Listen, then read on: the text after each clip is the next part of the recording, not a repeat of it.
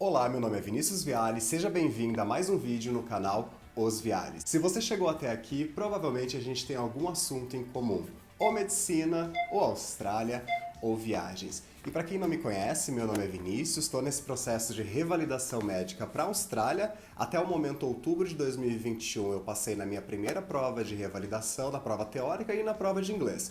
E estou estudando para o clínico, fazendo tudo isso ainda do Brasil.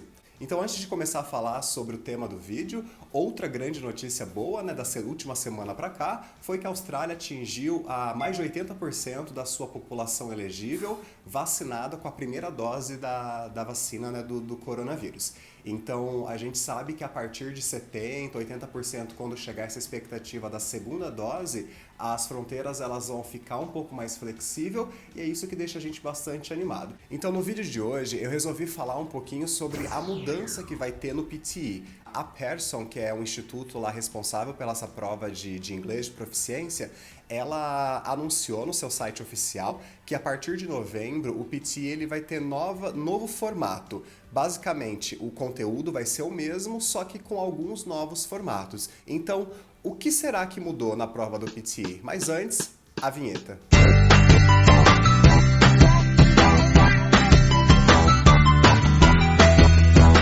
Então, para começar, a gente tem três grandes novidades sobre o PTE.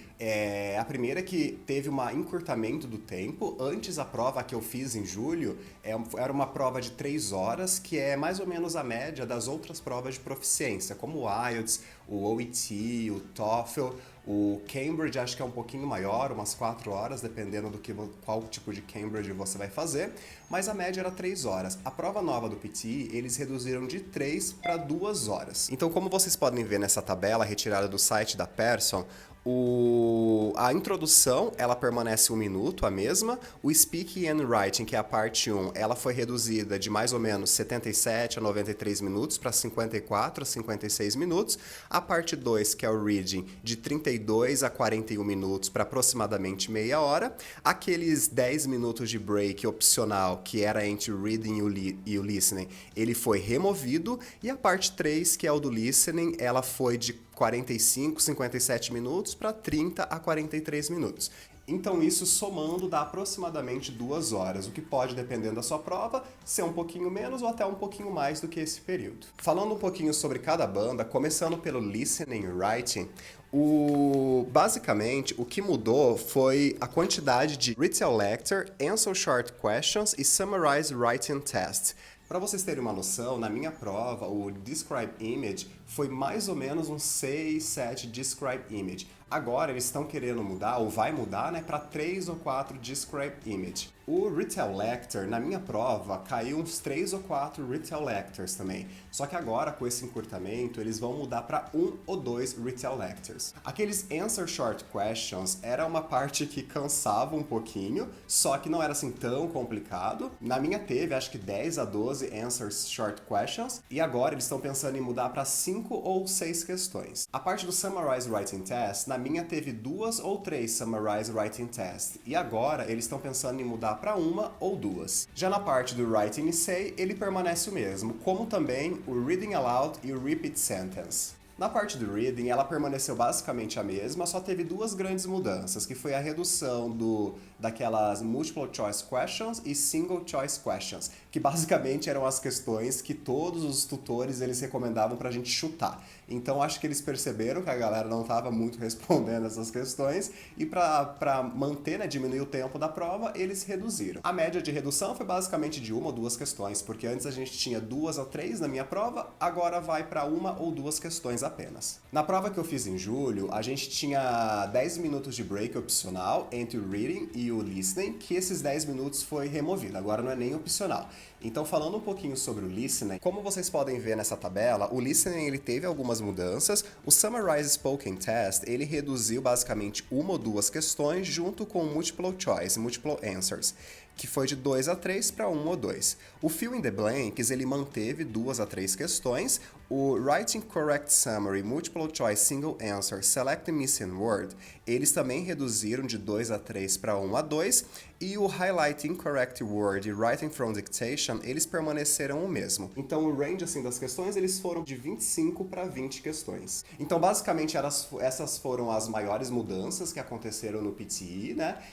O tempo, mas foi proporcional à redução, né? Foi diminuído o tempo da prova, mas também reduzido o número de questões. Acredito que ainda vai continuar sendo uma prova rápida, né? Dinâmica, só que talvez menos cansativa por causa da extensão da prova. Outra grande mudança do PTE vai ser a forma que eles vão fazer o report do seu score, né? Vou deixar aqui desse lado o meu report, né, do meu score, que basicamente na parte de baixo você consegue ver que ele detalhava as pontuações das bandas, né, das partes da prova que você teve. Por exemplo, a pronúncia, a fluência, basicamente isso. Você não sabia exatamente como melhorar, você sabia só a sua nota. O que vai mudar no report agora, a partir de novembro, é que ao invés de ter essa parte de baixo, eles vão dar dicas, né, tips para o que você pode melhorar.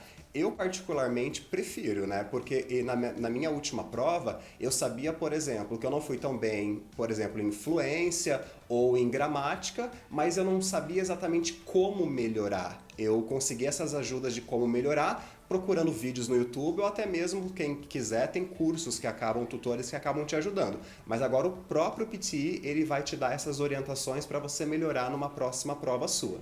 Outra grande mudança do PTE é que agora você pode fazer de casa a prova. Isso mesmo, só que não vai ficando tão animado assim, porque pelo que eu dei uma lida, esse fazer a prova de casa, ele foi em consequência da pandemia, só que não vai ser aceito, infelizmente, para setores de imigração.